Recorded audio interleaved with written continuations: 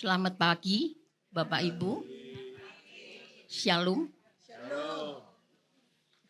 Kita bertemu kembali di hari Rabu yang cuacanya sebetulnya kurang mendukung ya. Tapi saya melihat wajah Bapak Ibu semuanya ceria. Kita akan mengawali ibadah kita pada pagi hari ini. Sebelum memasuki ibadah kita, marilah kita bersama-sama masuk di dalam saat teduh.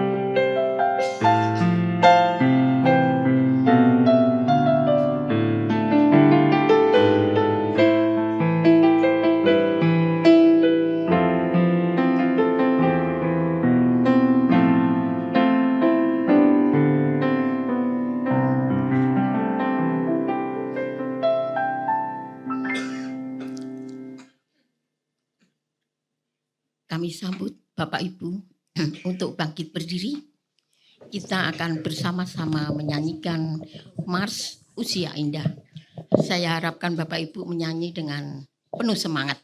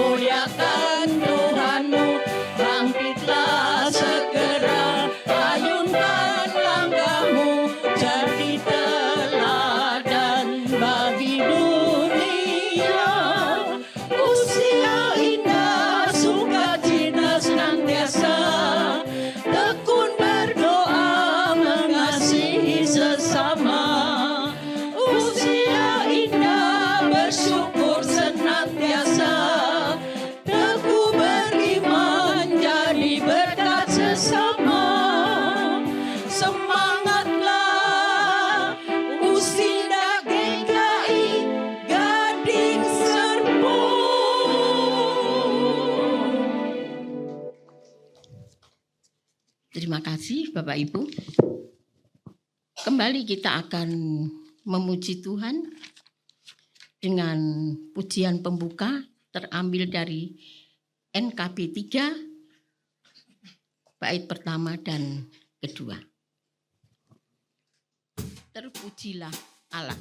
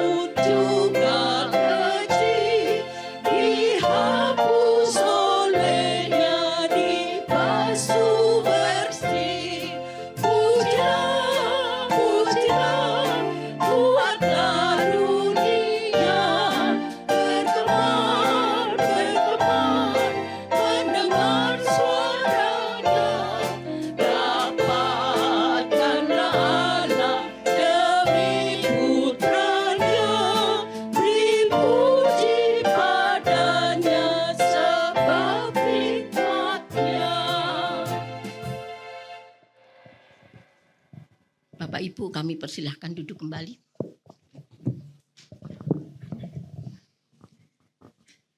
Mari kita bersama-sama berdoa untuk mengawali ibadah kita pada pagi hari ini.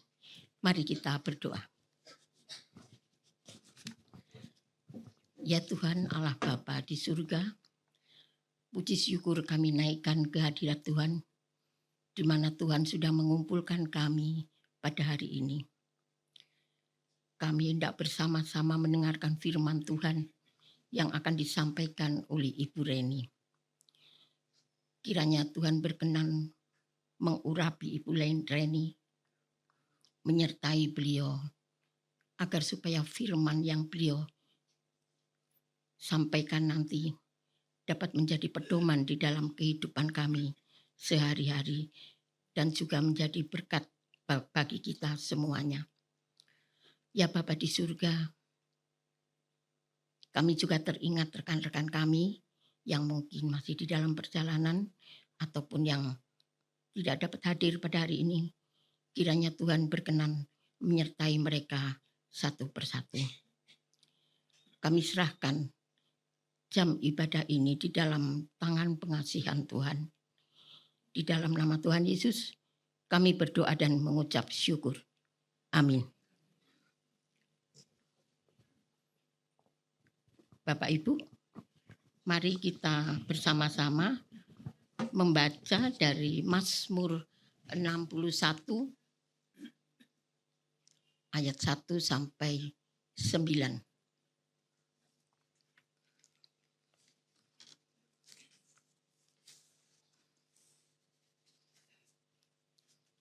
Kita akan membaca dengan berbalasan.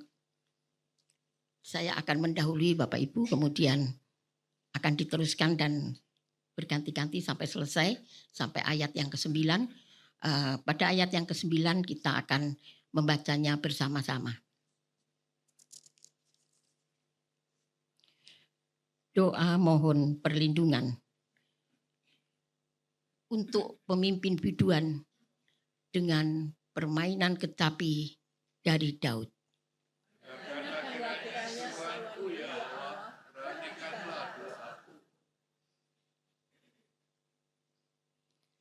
Dari ujung bumi aku berseru kepadamu, karena hatiku lemah lesu.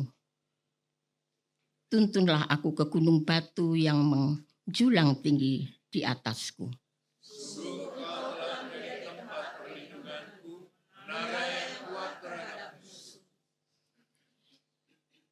Biarlah aku menumpang di dalam kemahmu untuk selama-lamanya. Biarpun aku berlindung di bawah naungan sayapmu. Sungguh Engkau ya Allah telah mendengarkan nazaku, telah menganugerahi aku bersama mereka yang takut. Sungguh Engkau ya Allah. Maaf.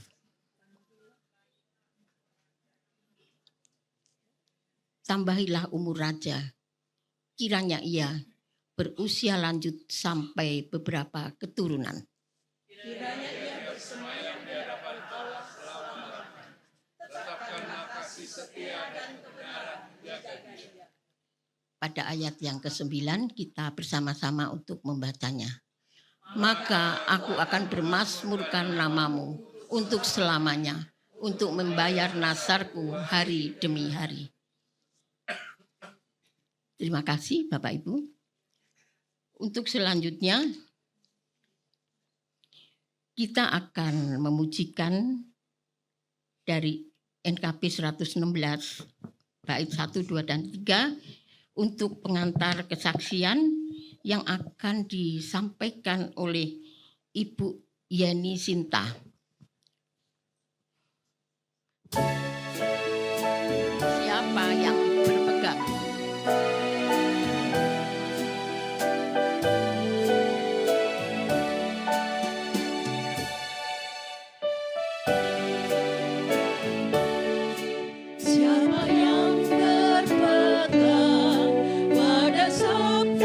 Tuhan dan setia mematuhi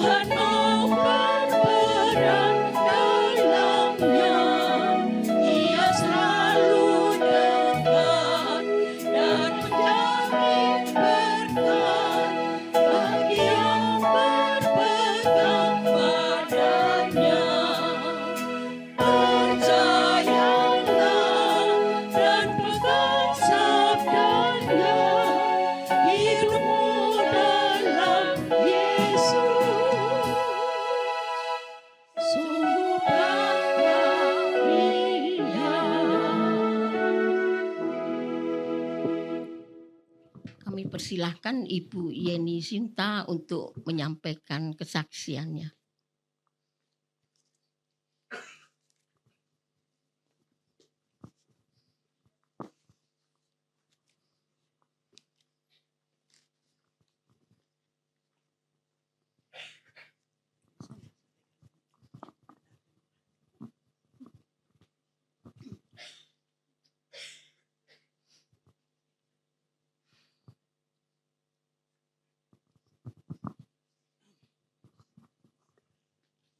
Selamat pagi, Ibu Bapak sekalian. Selamat pagi. Pada kesempatan ini, saya tidak akan membawakan kesaksian saya pribadi, tapi saya ingin membacakan sebuah kisah nyata yang kiranya dapat menguatkan kita sekalian. Kisah yang didasari dari Matius 24 ayat 13. Tetapi orang yang bertahan sampai pada kesudahannya akan selamat.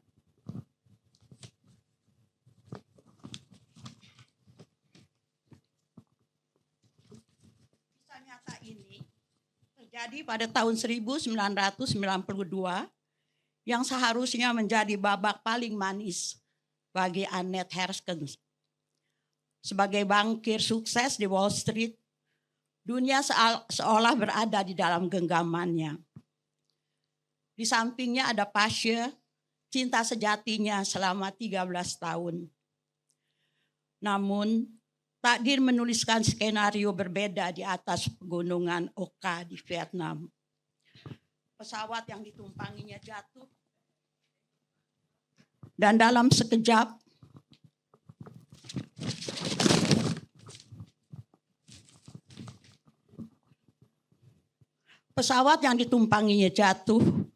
dalam sekejap Annette menjadi satu-satunya detak jantung yang tersisa di antara puing-puing sunyi. Bagi banyak orang, 8 hari di belantara tanpa bantuan adalah hukuman mati. Tapi bagi Annette, itu adalah perjalanan spiritual tentang apa yang terjadi ketika manusia kehilangan segalanya kecuali napasnya. Dengan tulang pinggul yang patah di 2 tempat dan paru-paru yang nyaris kolaps, Annette tidak bisa berpindah. Ia terjebak dalam rasa sakit yang hebat. Namun disinilah keajaiban dimulai. Bukan dari kekuatan fisik, melainkan dari ketenangan batin yang luar biasa. Amsal 24 ayat 10. Jika engkau tawar hati pada masa kesesakan, kecillah kekuatanmu. Ia tidak mencari makanan. Instingnya membisikkan bahwa tubuhnya yang hancur tak akan sanggup mencerna apapun. Ia hanya mengandalkan potongan busa dari kursi pesawat yang ia gunakan sebagai spons untuk menangkap tetesan air hujan. Dengan gelas plastik kecil, ia meminum air seteguk demi seteguk, menghargai setiap tetesannya, seolah itu adalah nektar kehidupan. Luka yang terbuka, tapi hati yang tetap terjaga. Luka di tulang keringnya menganga, mulai dihinggapi belatung. Namun alih-alih berteriak histeris, Annette memandang fenomena itu dengan ketabahan yang sulit dinalar. Ia membiarkan alam bekerja, merasakan bahwa makhluk-makhluk kecil itu sedang membersihkan lukanya agar infeksinya tidak menjalar ke jantung.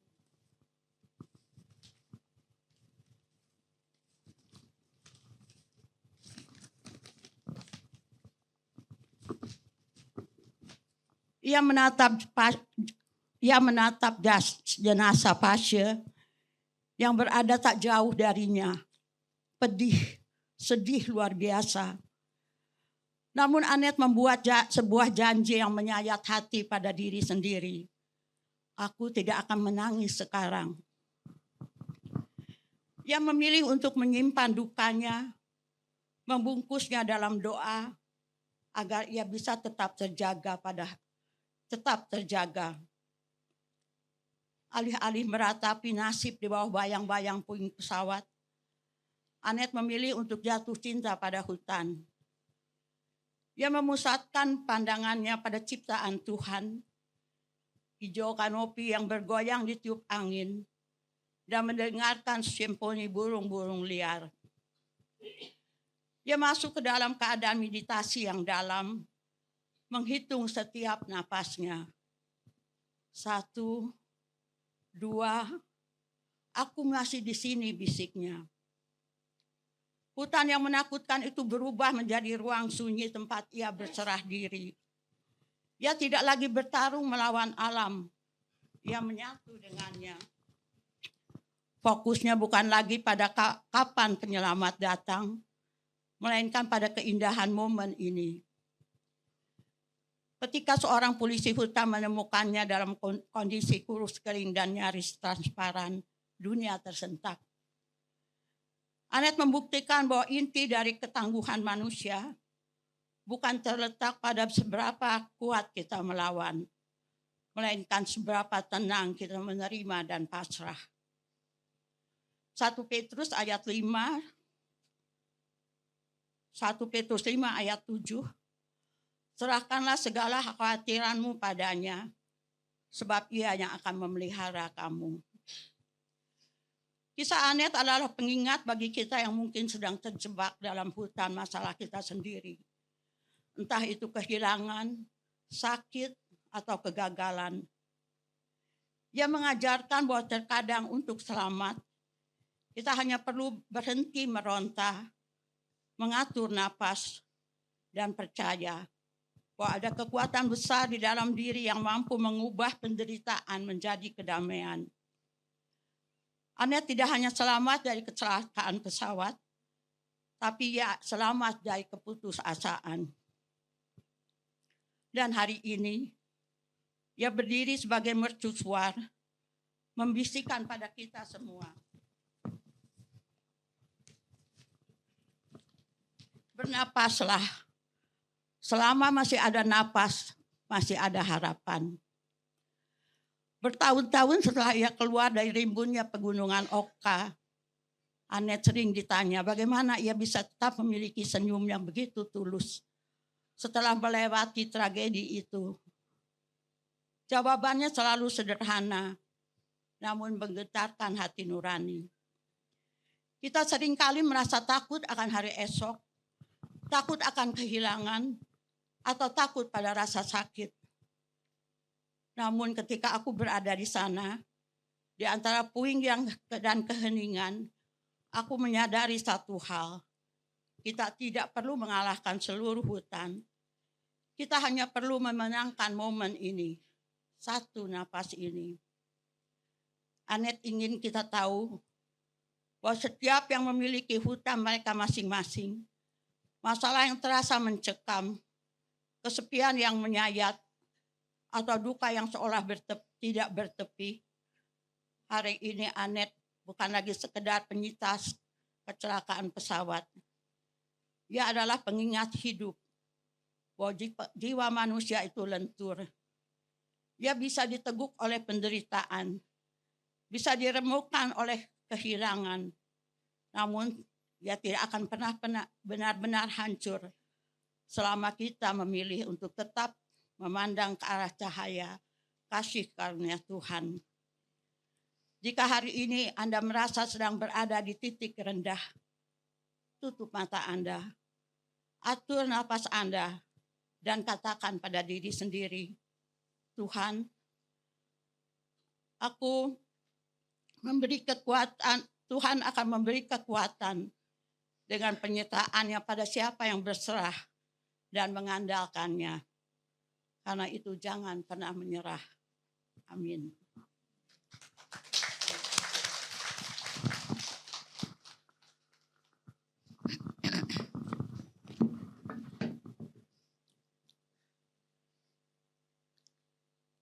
Terima kasih Ibu Yeni Sinta yang telah menyampaikan suatu pesan moral yang sangat indah bagi kita semua. Bahwa apabila kita berserah kepada Tuhan, menyerahkan seluruh hidup kita dan persoalan kita, Tuhan akan menyertai kita dan memberikan kedamaian bagi kita dan juga keselamatan bagi kita. Sekali lagi terima kasih Ibu Yeni Sinta.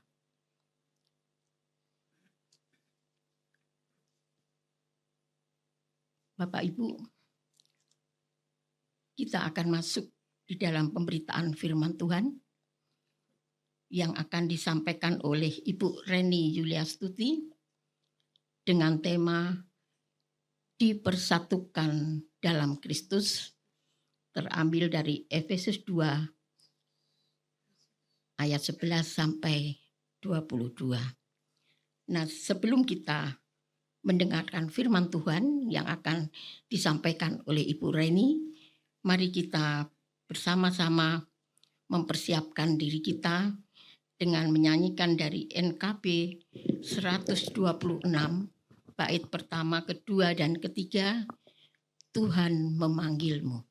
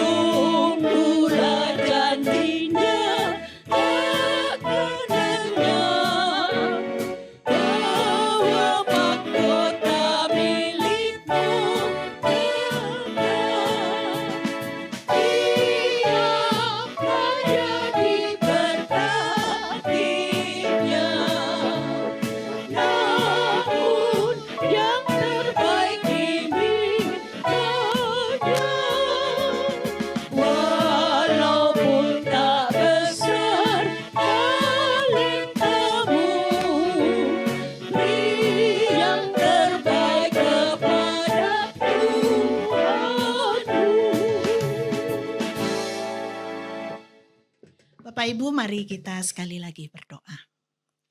Ya Tuhan Allah Bapa kami, Allah yang mengasihi kami. Sungguh kami bersyukur Tuhan kalau pagi hari ini Engkau kembali memberikan kami kesempatan untuk kami boleh datang di rumah Tuhan. Kami bersyukur Engkau boleh mempertemukan kami dengan saudara-saudara seiman. Kami juga bersyukur saat ini Tuhan kami diberi kesempatan sekali lagi untuk kami membaca, merenungkan bagian dari firman Tuhan. Bila sungguh Tuhan bagian firman Tuhan ini boleh meneguhkan setiap kami. Memahami akan panggilan hidup kami ya Tuhan. Sebagai anak-anak Tuhan bahkan di usia senja kami. Tuhan tolong di dalam segala keterbatasan kami dapat mengerti apa yang Tuhan maksudkan dan rancangkan. Engkau juga memberkati untuk hamba-Mu di dalam segala kelemahan dan keterbatasannya. Engkau memakai dia untuk menyatakan kemuliaan-Mu. Berfirmanlah ya Tuhan, kami siap mendengar. Di dalam nama Tuhan kami Yesus Kristus, kami berdoa dan bersyukur. Amin. Selamat pagi oma-opa yang terkasih di dalam Tuhan. Ya, tema kita hari ini dipersatukan dalam Kristus. Ya, kita akan membaca satu bagian firman Tuhan dari Efesus pasalnya yang kedua, ayat yang ke-11 sampai dengan 22.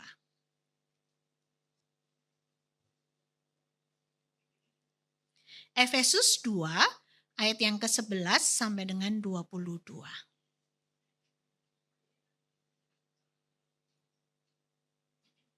Kita akan membaca secara bergantian, saya ayat yang ke-11, Oma Opa ayat yang ke-12, demikian seterusnya sampai dengan ayat yang ke-22.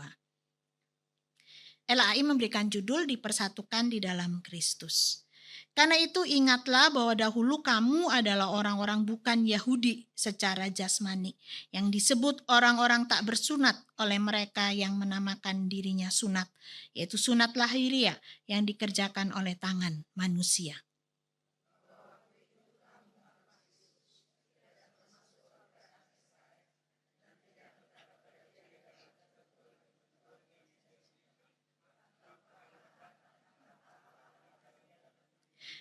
Tetapi sekarang di dalam Kristus Yesus, kamu yang dahulu jauh sudah menjadi dekat oleh darah Kristus.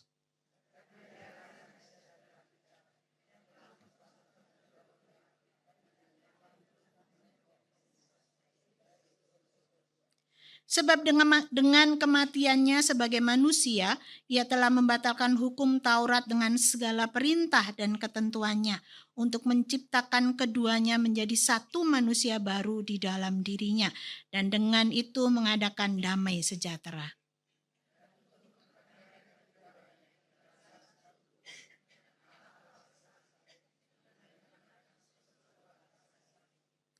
Ia datang dan memberitakan damai sejahtera kepada kamu yang jauh dan damai sejahtera kepada mereka yang dekat.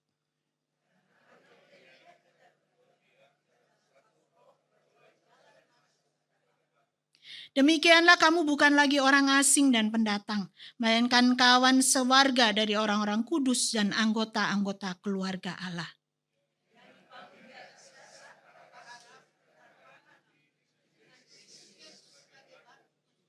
Di dalam dia tumbuh seluruh bangunan rapi tersusun menjadi bait Allah yang kudus di dalam Tuhan.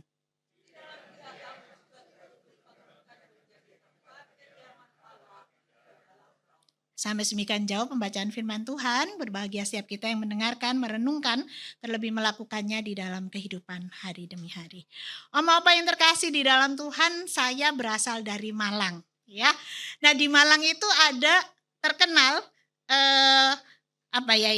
klub sepak bola Arema ya. Jadi biasanya supporternya disebut Aremania begitu ya. Nah, tetapi ada satu sejarah panjang yang terjadi ya. Ini sebenarnya bersebelahan. Jadi ada satu klub yang lain Persebaya itu Surabaya, supporternya disebutnya biasanya bonek. Ya. Nah, kalau oma-opa mengikuti yang dari Jawa Timur mungkin tahu. Ini kalau mereka tanding biasanya suasananya itu serem sekali ya.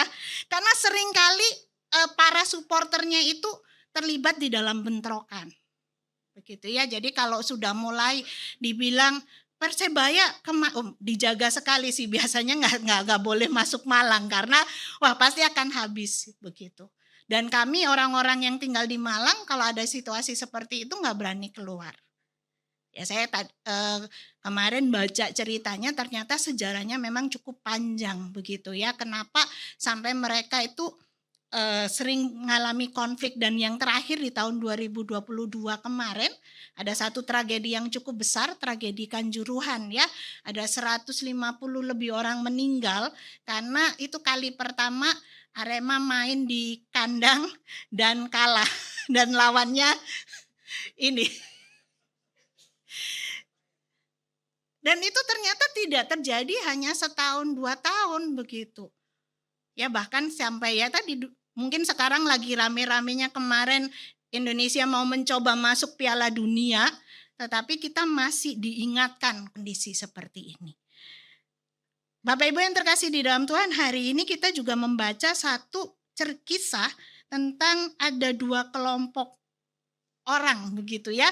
Kalau kita melihat di sini biasanya memang ketika seseorang itu tergabung di dalam satu kelompok, mereka punya satu pride tertentu yang ketika pride itu tersentuh atau tersenggol, mereka akan merasa tersinggung begitu dan mengupayakan sebagaimana apapun yang terjadi supaya dalam pemahaman mereka menjaga pride itu. Nah, hari ini bersama-sama kita membaca tentang 2 kelompok orang yang itu ternyata ada di dalam konteks jemaat mula-mula. Ya, Bapak Ibu yang terkasih di dalam Tuhan, Oma Opa, hari ini kita membaca dari surat Paulus kepada jemaat di Efesus. Nah, di Efesus ini kalau di dalam konteks kehidupan berjemaat, ternyata 2 kelompok besar yang ada itu adalah orang Yahudi dan non-Yahudi. Ya, kalau secara masyarakat mungkin ada orang Romawi dan bukan orang Romawi. Orang Romawi punya keistimewaan. Makanya kalau kita baca Paulus ketika dia mau dianiaya, dia bilang aku warga negara Romawi, punya hak untuk dibela begitu ya. Nah, tetapi di dalam konteks iman pada waktu itu secara besar kelompok itu dibagi menjadi orang Yahudi dan non-Yahudi. Nah, ternyata mereka juga punya identitas dan juga punya sikap yang melekat begitu ya. Jadi kalau kita baca sebenarnya di dalam sepanjang Alkitab ya, orang Yahudi non-Yahudi itu susah untuk akur. Jadi kalau digambarkan seperti supporternya ini ya, Arema dan Persebaya, itu kalau dikumpulin wah sangat rentan begitu terjadi konflik. Nah, kalau kita baca tadi di dalam ayat yang ke-11 dikatakan mereka itu orang-orang Yahudi disebut adalah orang-orang yang bersunat. Tetapi orang non-Yahudi itu bukan orang-orang yang bersunat. Nah, sebenarnya sunat ini adalah tanda perjanjian mereka dengan Allah begitu ya. Kalau di dalam perjanjian lama kita membaca sebagai salah satu tanda mereka menjadi umat Allah mesti disunat. Dan ini menjadi satu kebanggaan. Begitu ya. Nah, kemudian dikatakan kalau orang Yahudi itu adalah warga Israel, kewargaan mereka Israel, dan mereka begitu bangga sebagai umat pilihan. Nah, berbeda mereka memandang orang-orang di luar Yahudi, mereka menganggap mereka ini bukan umat Allah. Dan kemudian dikatakan bahwa mereka itu adalah orang-orang yang enggak punya pengharapan. Kita baca ya tadi di dalam ayat yang ke-11 sampai 12. Pada waktu itu kamu tanpa Kristus tidak termasuk kewargaan Israel dan tidak mendapat bagian dalam ketentuan-ketentuan yang dijanjikan, tanpa pengharapan dan tanpa Allah di dalam dunia. Jadi sebenarnya memang perbedaan mereka dan pemisahannya itu sangat kuat sekali. Bahkan dikatakan dibilang bahwa orang-orang yang bukan Yahudi ini itu mereka itu nggak akan punya pengharapan karena apa? Mereka itu jadi bahan bakarnya neraka gitu ya, sampai dibilangnya begitu. Karena mereka bukan umat pilihan.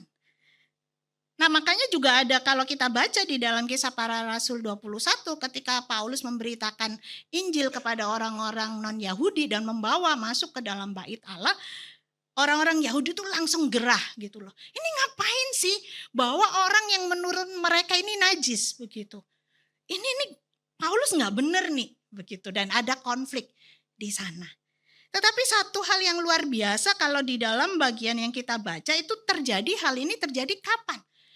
Ada satu catatan yang menarik ya, Om Opa yang terkasih di dalam Tuhan. Di sana dikatakan ini terjadi ketika mereka tanpa Kristus gitu ya. Pada waktu itu kamu tanpa Kristus, orang-orang non-Yahudi itu termasuk di dalam bilangan orang-orang yang demikian itu. Tetapi kondisi ini berubah ketika Kristus hadir di dalam kehidupan mereka. Kalau di dalam pasal 2 ayat 1 sampai dengan 10 bicara tentang bagaimana setiap manusia itu sebenarnya diselamatkan oleh anugerah. Tidak ada sesuatu pun yang baik yang mereka bisa lakukan, termasuk orang Yahudi yang merasa dirinya lebih baik dibanding orang-orang non-Yahudi. Di dalam bagian ini ditegaskan hanya karena anugerah Tuhan, identitas mereka diperbaharui. Oleh karena itu, satu kondisi yang begitu terpecah itu dirubah. Sekarang ada status yang baru, ada satu kondisi yang baru. Kalau tadinya mereka begitu terpisah-pisah, sekarang dikatakan mereka ini satu manusia baru. Ya. Satu roh dan satu tubuh. Ya. Satu hal yang luar biasa ya, hanya karena anugerah Tuhan, satu kondisi yang tadinya begitu mereka terpecah, tetapi dikatakan tetapi sekarang di dalam Kristus kamu yang dahulu jauh sudah menjadi dekat oleh darah Kristus. Ini satu penghiburan buat setiap kita ya. Sehingga di dalam bagian ini kita beroleh penghiburan bahwa status setiap kita saat ini anak-anak Tuhan itu sama di hadapan Tuhan. Dan itu kita peroleh karena anugerah Tuhan, kasih Tuhan yang dinyatakan melalui Kristus di dalam kehidupan kita. Oleh karena itu, Om Opa yang terkasih di dalam Tuhan, hari ini kita diingatkan ya, bahwa Kristus itu membawa semua orang mengalami kasih-Nya, bukan hanya orang-orang Yahudi saja. Dan ini dikatakan bukan hanya sekali ya, kata satu itu sampai dikatakan 3 kali di dalam perikop yang kita baca. Artinya ada satu penekanan yang mau dinyatakan bahwa di situ terjadi satu kesatuan. Dan damai sejahtera Kristus itu hadir di tengah-tengah umat yang sebelumnya mengalami perpisahan. Makanya di dalam ayat yang ke-14 di sana dikatakan karena dialah damai sejahtera kita yang telah mempersatukan kedua pihak dan merobohkan tembok pemisah, yaitu perseteruan. Jadi hanya karena kasih Tuhan, damai sejahtera yang dari Tuhan, dari Kristus, itulah yang menghancurkan tembok pemisah dan mengadopsi sekarang setiap orang itu menjadi kawan sewarga, orang kawan sewarga, orang kudus dan juga anggota keluarga Allah. Jadi kita punya identitas yang baru. Tadinya bahkan kalau Oma Opa pernah belajar struktur bait Allah pun itu kan ada bagian yang nggak boleh dimasukin selain orang Yahudi. Dan katanya temboknya itu sekitar 135 cm gitu ya yang batasin. Udah yang bukan Yahudi nggak boleh masuk ke sana. Makanya tetapi di dalam bagian ini dikatakan meruntuhkan tembok persekutuan. Kalau tadi dibilang karena kematiannya ia membatalkan hukum Taurat, bukan secara moral, karena kalau kita baca di dalam bagian lain dikatakan kehadiran Kristus justru menggenapkan hukum Taurat ya. Jadi di dalam bagian ini yang dimaksudkan itu hukum yang fisik itu dihapuskan. Maka ada identitas yang baru yang ditempelkan, yang sekarang disandang oleh orang-orang percaya, bahkan termasuk orang-orang yang bukan Yahudi. Katakan jadi warga negara. Warga negaranya siapa? Orang-orang kudus, begitu ya. Orang-orang yang percaya kepada Tuhan dan jadi satu anggota keluarga Allah. Jadi semangat inilah yang nampak begitu di dalam karya Kristus bagi jemaat pada waktu itu. Dan saya yakin juga ini terjadi pada kita saat ini. Bagaimana semangat rekonsiliasi itu menghancurkan tembok pemisah dan kemudian membangun kembali satu keluarga yang utuh. itu harusnya juga terjadi di tengah-tengah kita. Ya, bersyukur Tuhan tidak memandang latar belakang kita seperti apa. Setiap kita hari ini ketika Kristus sudah hadir memulihkan hubungan bukan hanya antara Tuhan dan manusia, tetapi kehadirannya, darahnya itu memulihkan hubungan antar manusia. Saat ini kita juga dipanggil untuk menghancurkan tembok-tembok kebencian dan permusuhan. Di sini ada yang musuhan enggak? Nanti di depan lihat asernya, ada masalah, nggak mau salaman, nggak jadi datang, pulang, nggak ya, nggak ada itu. Kalaupun ada masalah, kita bisa selesaikan baik-baik. Saya pernah melayani di satu gereja, adik kakak mereka itu nggak nyapa, dua-duanya aktivis gereja. Tapi herannya bisa begitu ya, tetap nggak nyapa. Kalau yang satu tugas, yang lain nanti nyimpang lewat jalan yang lain. Yang satu lagi tugas, dia juga menyimpang ke jalan yang lain. Saya pikir, loh kan kasih Tuhan itu sebenarnya sudah menyentuh hidup mereka. Begitu loh. Kenapa sampai seperti ini? Nah, oma-opa yang terkasih di dalam Tuhan, saya berharap ini tidak terjadi di sini ya. Kalau ada nanti saya laporkan ke pendeta Ermal. Kita sudah dipersatukan walaupun mungkin kita datang dari latar belakang yang berbeda. Kayak supporter tadi ya, bonek dan Aremania. Kayaknya kalau dicampur itu waduh bakal terjadi perang besar gitu. Saya berharap ini tidak terjadi di sini. Kenapa? Karena damai sejahtera Kristus hadir di tengah-tengah kita. Dan biarlah itu juga menyentuh hati kita. Oma-opa yang terkasih di dalam Tuhan, katanya ya, di dalam tubuh kita itu ada satu namanya glikoprotein, apa ya bahasa sederhananya. Namanya itu laminin yang menyatukan sel-sel antar sel sehingga organ-organ kita itu bisa menyatu. Dan dikatakan bentuknya itu sebenarnya T, tapi orang bilang itu mirip salib. Jadi ada teolog yang bilang, nah ini loh gambaran bagaimana Kristus sebenarnya menyatukan setiap umat Tuhan menjadi satu kesatuan sama seperti laminin itu akhirnya tubuh kita bisa berfungsi seperti ini. Kalau nggak ngeri ya, pisah-pisah tangannya kemana, kakinya kemana begitu. Ini bagian yang kecil yang tidak terlihat, tetapi itu menyatukan. Dan kita bersyukur. Saya nggak mempelajari ini benar nggak ya tafsirannya atau terlalu alegoris begitu ya. Tapi mengingatkan saya, iya kasih Kristus sudah dinyatakan di dalam kehidupan kita. Dan saat ini kalau Kristus hadir di tengah-tengah dunia ini dengan semangat rekonsiliasi, dia menghancurkan tembok-tembok kebencian dan permusuhan, maka kita hari ini sebagai umat Tuhan juga dipanggil dengan semangat yang sama. Mari kita merangkul umat yang memiliki latar belakang yang berbeda. Ada berapa dari Sumatera Utara di sini? Banyak ya? Dari dataran China? Siapa tahu jauh-jauh. Dari Jawa? Ada? Wah banyak juga ya. Dari mana lagi? Manado? Oh Manado. Manare? Cuma sampai do aja ya. Manado ada. Sulawesi. Papua? Papua ada?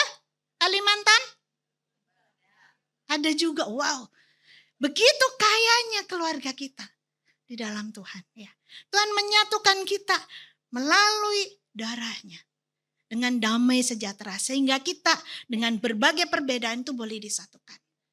Ada perbedaan status sosial, ya, ada yang bos, ada yang bis, ada yang terken ya. Ya, dengan berbagai latar belakang sosial yang berbeda kita disatukan duduk bersama di tempat ini. Nggak dibedakan kan ya, Bapak Ibu Aser tadi di depan, oh apa jabatannya? Oh, duduknya paling depan. Enggak.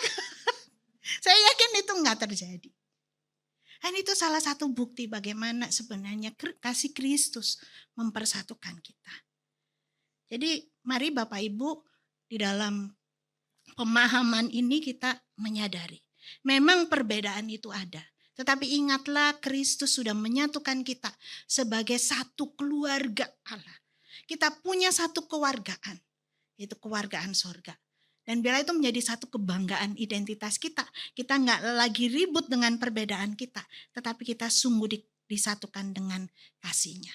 Dan yang menarik adalah di dalam bagian ini dikatakan ada kesatuan bukan keseragaman. Ya, ayat 20 dikatakan yang dibangun di atas dasar para rasul dan para nabi dengan Kristus Yesus sebagai penjuru, di dalam Dia tumbuh seluruh bangunan rapi tersusun. Jadi kenapa sih Paulus kok ngungkit-ngungkit kayak ngingetin sih latar belakang orang-orang bukan Yahudi begitu ya. Karena memang Paulus mau terus mengingatkan mereka dan gak merubah orang-orang non-Yahudi ini dipaksa untuk menjadi Yahudi, tidak diyahudikan. Tetapi mereka diterima di dalam segala keistimewaan mereka. Dan setiap orang dipakai untuk membangun bait yang kudus.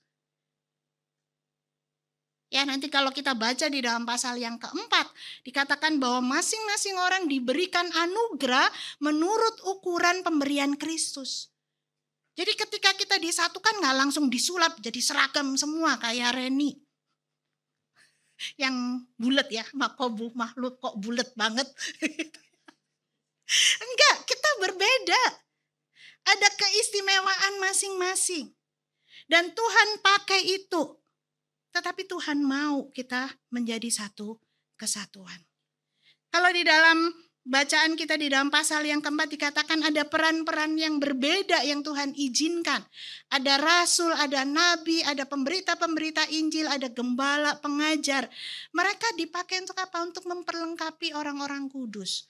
Orang-orang kudus itu siapa sih? Kalau di dalam pasal 1 ayat yang pertama dikatakan orang-orang yang percaya dalam Kristus. Jadi inilah kekayaan tubuh Kristus.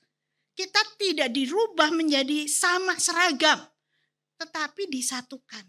Dan justru di dalam keseragaman itu kita diberikan peran yang berbeda-beda. Oleh karena itu kita mesti mengenali ya siapa kita. Siapa yang masih senang bikin puzzle? Sambil nunggu di rumah ya, anak cucunya pergi sendirian. Wah, puzzle nyari yang 100 pieces sampai 1000 pieces. Ya, puzzle itu masing-masing bentuknya berbeda. Mungkin ada bentuknya berbeda tapi gambarnya bagiannya itu bentuknya sama, bisa gambarnya berbeda. Dan setiap pieces walaupun kecil itu berarti. Saya pernah bikin bareng tim begitu ya, 1000 pieces kurang 3 pieces atau berapa ya. Kita sampai cari di mana di bawah kursi. Gak ada. Kenapa? Karena gambarnya jadi gak utuh. Dan gak bisa digantikan. Gak bisa digantikan yang lain. Apa yang terkasih di dalam Tuhan. Oleh karena itu hari ini kita diingatkan. Ketika kita disatukan di dalam kasih Tuhan. Dengan berbagai latar belakang yang berbeda. Tuhan mau kita juga menjadi bagian di dalam pembangunan seluruh tubuh Kristus gitu ya.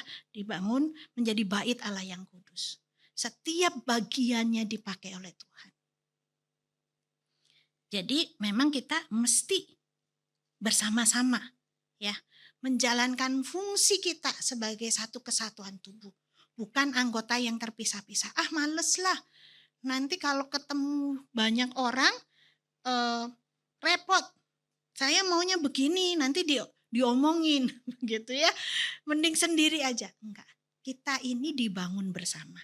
Satu kesatuan bukan keseragaman, tetapi Tuhan mau supaya kita juga dibangun bersama-sama. Enggak terpisah-pisah.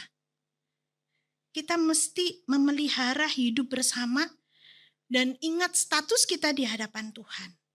Ya, kalau tadi di dalam konteks kita, orang-orang non-Yahudi diingatin, kamu dulu itu jauh.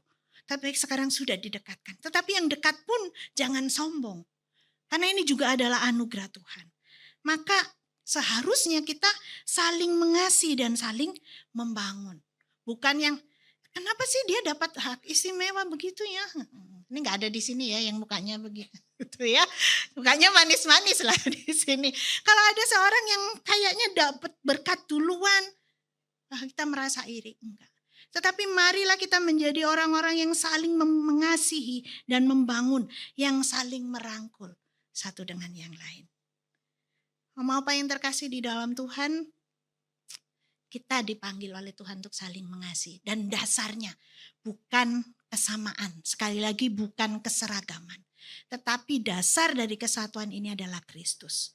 Oleh karena itu mari bersama-sama dengan kesadaran ini kita minta Tuhan memampukan kita untuk betul-betul mengalami hidup sebagai satu keluarga Allah.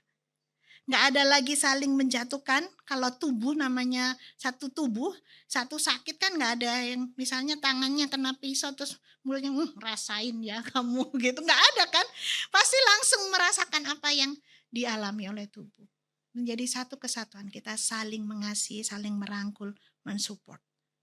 Dan biarlah kita boleh menikmati itu bersama-sama bertumbuh, dipakai Tuhan untuk melayani Tuhan. Dan kita ingat ini adalah anugerah Tuhan. Kalau kita boleh masuk di dalam keluarga ini, bukan karena prestasi kita, tetapi kasih Tuhan yang sudah menyentuh kita.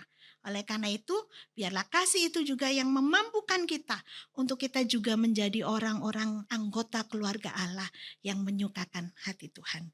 Selamat menikmati anugerah Allah dan kebersamaan dengan sesama anggotanya melalui komunitas di gereja ini, dan selamat bertumbuh.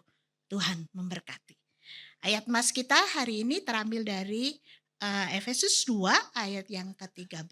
Kita boleh baca bersama-sama bagian ini supaya mengingatkan bahwa kita dulu jauh, tetapi karena Kristus sudah membuat kita dekat dan kita mengalami kasih-Nya. Mari bersama-sama kita baca ayat ini. 2, 3. Tetapi sekarang di dalam Kristus Yesus, kamu yang dahulu jauh sudah menjadi dekat oleh darah Kristus. Tuhan memberkati kita. Mari kita tunduk kepala, kita masuk di dalam doa. Sungguh Tuhan, kami bersyukur karena kasih-Mu, anugerah-Mu itu menyatukan kami dengan latar belakang yang begitu berbeda. Damai sejahtera Kristus itu boleh hadir. Sehingga saat ini Tuhan, kami menjadi satu manusia baru, satu roh dan satu tubuh. Kami adalah keluarga Allah. Kami adalah rekan-rekan sekerajaan Allah. Satu warga. Sehingga Tuhan, kami tidak seharusnya saling menyakiti. Tetapi kami boleh bersama-sama bertumbuh di dalam kasih, saling mendukung satu dengan yang lain. Terima kasih Tuhan untuk anugerah istimewa yang Tuhan berikan bagi setiap kami. Oleh karena itu ya Tuhan, ajar kepada kami untuk juga kami boleh menjalani hari-hari kami dengan ucapan syukur. Kami menyatakan hidup sebagai keluarga Allah. Bapak, saat ini bersahati kami berdoa untuk Ibu Tio Minar Marpaung pasca dirawat di rumah sakit karena diabetes. Tuhan yang boleh terus memberkati untuk pemulihannya. Kau mengerjakan secara sempurna ya Tuhan pemulihan kesehatan Ibu Tio Minar Marpaung. Kami berdoa juga untuk Bapak Julius karena syaraf kejepit, Tuhan boleh menjamah dan memulihkan. Saat ini Tuhan, kami juga mengingat untuk kesehatan pengurus dan juga seluruh jemaat usia indah beserta dengan keluarga masing-masing, terlebih dengan cuaca belakangan ini yang kurang bersahabat. Mari Tuhan, Engkau yang terus menguatkan, meneguhkan kami dan menganugerahi kami kelimpahan, kekuatan dan kesehatan. Kami serahkan juga untuk program kerja Usinda yang sudah dibuat. Kau terus memimpin supaya semuanya boleh berjalan dengan baik dan menjadi berkat bagi setiap jemaat Tuhan di Usinda ini. Dan apa yang kami lakukan itu seturut dengan rencana Tuhan. Sekali lagi kami juga mengingat untuk proses pembangunan gedung gereja kami ya Tuhan. Kami terus berdoa kiranya Engkau yang boleh memimpin untuk penyelesaian dari gedung ini, dan kiranya Tuhan cukupkan untuk dana yang diperlukan. Kami berdoa supaya gedung ini juga boleh selesai tepat pada waktunya. Bersama-sama juga kami bersyukur ya Tuhan untuk saudara-saudara kami yang berulang tahun dari tanggal 29 sampai dengan 4 Februari. Kami bersyukur untuk Ibu Dorothea Oni yang berulang tahun di tanggal 1 Februari. Kami bersyukur untuk Ibu Lisa Margareta pada tanggal 2 Februari. Untuk Ibu Ati Heriawati dan Ibu Ria Limantoro pada tanggal 3 Februari. Dan juga untuk Ibu Mary Barlian pada tanggal 4 ini ya Tuhan berulang tahun. Kami sungguh berdoa berkat Tuhan limpah atas setiap saudara-saudara kami ini. Memberikan mereka kekuatan kesehatan di usia yang Tuhan percayakan kepada mereka. Bahkan setiap doa-doa yang mereka naikkan Tuhan dengar dan jawab sesuai dengan waktu dan caramu. Terima kasih ya Tuhan, kami turut bersuka cita untuk setiap sukacita yang Tuhan hadirkan di dalam kehidupan saudara-saudara kami ini. Ini doa kami ya Tuhan, kami percaya Engkau mendengar dan Engkau menjawab sesuai dengan waktu dan caramu. Di dalam nama Tuhan kami Yesus Kristus kami serahkan doa kami. Amin.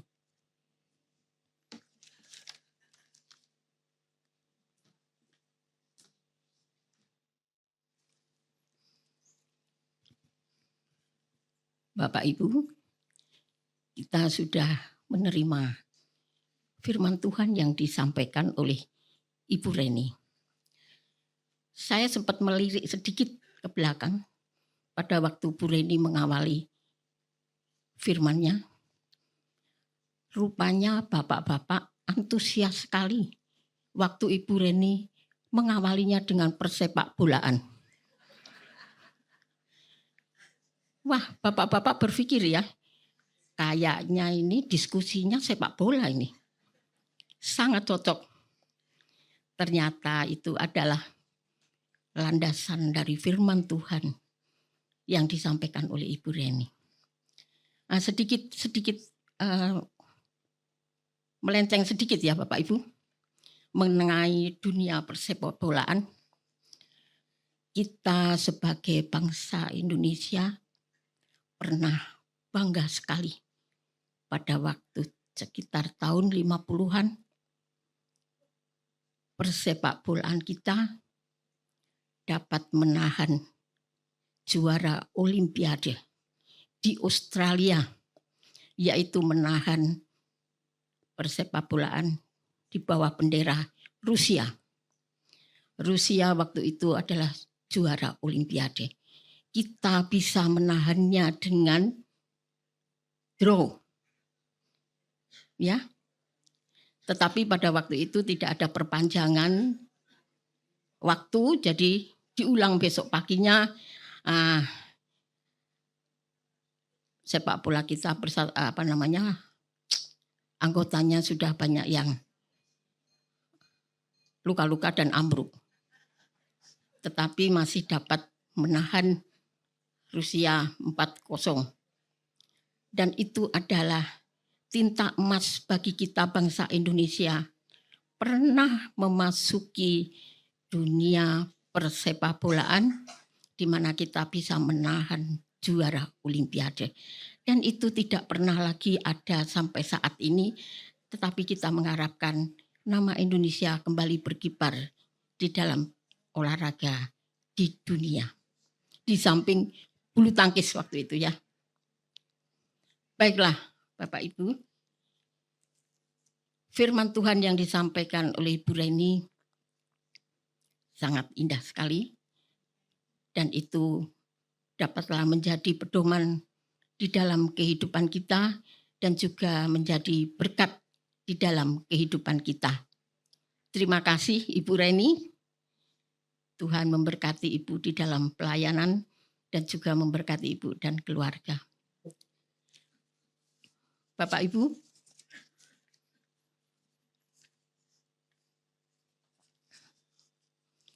marilah kita nyatakan ungkapan syukur kepada Tuhan yang telah mencurahkan kasih karunia melalui berkat-berkat-Nya kepada kita dengan senantiasa mengingat firman-Nya dari kitab Amsal 3 ayat 9 dan 10 yang berbunyi demikian. Muliakanlah Tuhan dengan hartamu dan dengan buah sulung dari hasil tanahmu. Maka lumbung-lumbungmu akan terisi penuh sampai melimpah-limpah, dan bejana pemerasanmu akan meluap dengan air buah anggurnya. Untuk mengiringi kantong persembahan diedarkan, marilah kita memuji Tuhan dari NKB 133, bait pertama, kedua, dan ketiga. Syukur padamu ya Allah.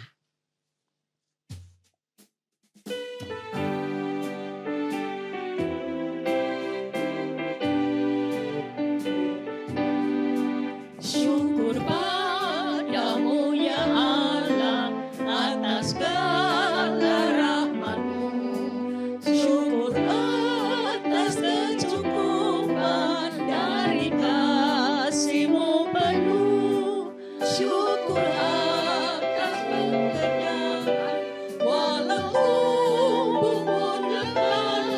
Syukur atas kasih Kau dari anak dan teman. Syukur atas bunga mawar harum indah tak terperi. Syukur atas awan hitam dan mentari berseri. Syukur atas suka duka yang Kau beri tiap saat, dan firman-Mu lah pelita agar kami tak sesat. Syukur atas keluarga penuh kasih yang mesra. Syukur atas perhimpunan yang memberi sejahtera. Syukur atas kekuatan kala duka dan kesal.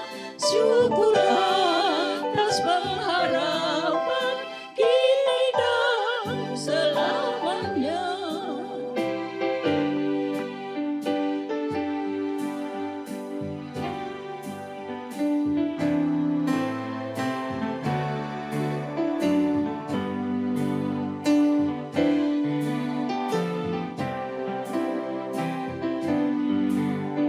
Kita ulang dari bait yang pertama ya.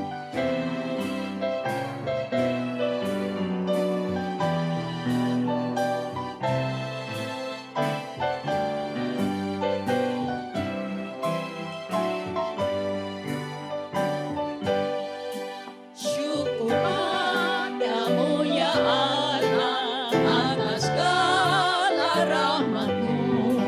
Syukur atas kecukupan dari kasih-Mu penuh. Syukur atas pekerjaan walau tubuh pun lemah. Syukur atas bisa yang dari sana kan teman.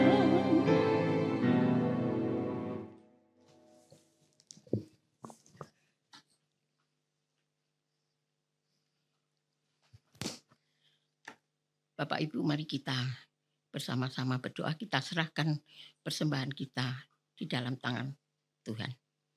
Ya Tuhan Allah Bapa di surga, puji syukur kami naikkan ke hadirat Tuhan, di mana kami pada saat ini boleh menyerahkan sebagian kecil dari berkat yang kami terima dan berasal dari Tuhan juga. Kiranya Tuhan berkenan memberkati persembahan kami ini.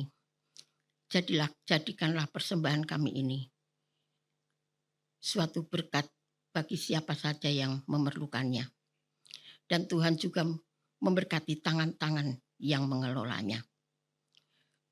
Terima kasih ya Bapa. Di dalam nama Tuhan Yesus kami berdoa dan mengucap syukur. Amin.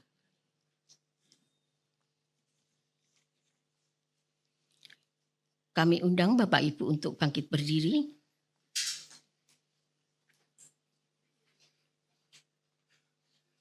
kita akan mengakhiri ibadah kita pada hari ini. Sebelumnya kita akan memuji dengan pujian penutup NKB 188, bait pertama, kedua, dan ketiga, tiap langkahku. Kemudian kita akan menerima berkat dari Ibu Reni.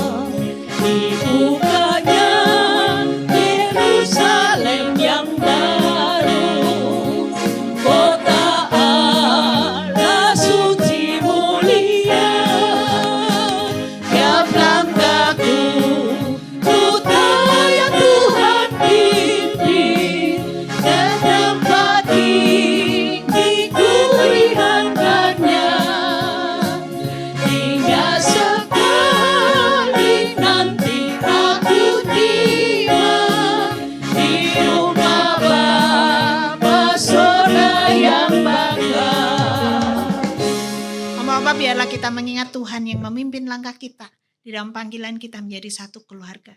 Tuhan sudah menyatukan kita dengan kasih-Nya. Mari kita boleh menjalani hidup ini di dalam satu kesatuan. Mari kita menerima berkat Tuhan. Kasih karunia dari Allah Bapa, di dalam kasih sayang Tuhan Yesus yang berlimpah, kekuatan penghiburan dan pertolongan Roh Kudus beserta dengan setiap kita mulai saat ini sampai selama-lamanya. Amin. Bapa, terima kasih. Bapa, terima kasih. Bapa di dalam surga.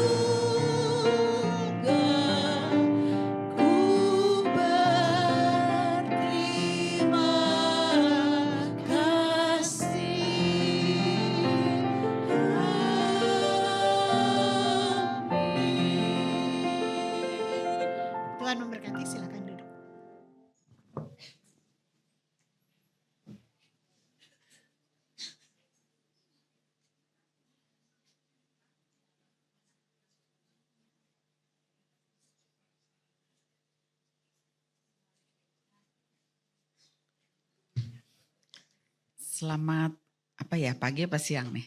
Pagi menjelang siang ya. Mohon kesabaran Bapak Ibu sekalian. Atas nama pengurus Komisi Usia Indah, kami mengucapkan terima kasih untuk Ibu Reni Yuliastuti selaku pembawa firman pada hari ini. Tuhan memberkati pelayanan Ibu. Terima kasih kepada liturgos Ibu Rini Raharjo, singers Ibu Shirley Dauhan dan Ibu Indriastuti, pemusik Bapak Kuncoro, penerima tamu Ibu Tung Lianyo dan Ibu Likimi, multimedia Saudara Kelvin dan Efrat. Tema persekutuan kita minggu depan, tanggal 11 Februari 2026, bertahan dan bertekun di tengah gelombang hidup, pembicara Pendeta Emeritus Roni Nathanael, yang diambil dari Yakobus 1 ayat 2-8. Liturgosnya Bapak Irawan Rudianto, singers Ibu Esther Simamora dan Ibu Sinta Samosir. Pemusik Ibu Novi, penerima tamu Ibu Murwati Suripto dan Ibu Vivi, pembaca warta Ibu Linda. Apakah ada tamu yang hadir untuk pertama kali? Mohon memperkenalkan diri. Silakan Ibu, boleh maju.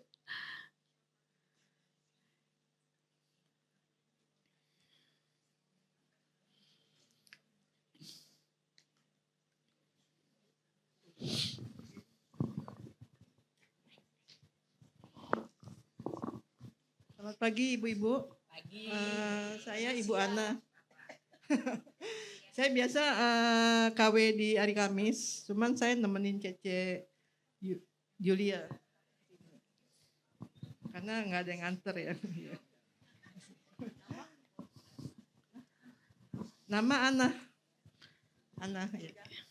Tinggal di klaster Catalina. Umur 60.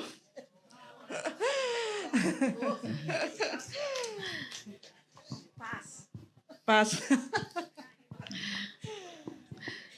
Ya, terima kasih Bu Ana, selamat bersekutu.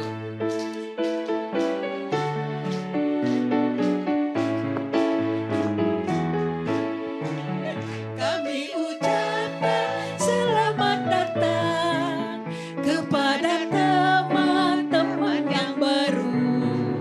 Kita bersyukur kepada Tuhan, kita bersatu dalam nama-Nya. Kami ucapkan selamat datang kepada teman-teman yang baru. Kita bersyukur kepada Tuhan, kita bersatu dalam nama-Nya. Selamat datang. Bu Ana minggu depan ditunggu kehadirannya.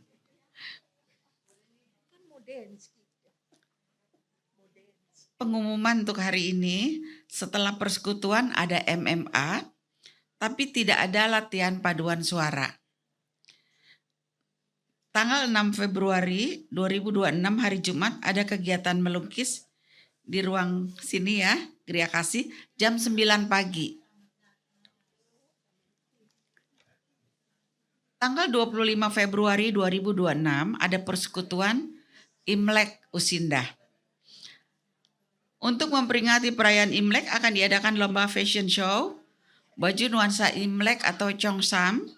Bagi yang ikut lomba fashion show harap mendaftar pada Ibu Rita. Ada hadiah loh buat pemenangnya. Harap hadir di persekutuan tanggal 25 Februari ya. Terima kasih, Tuhan memberkati.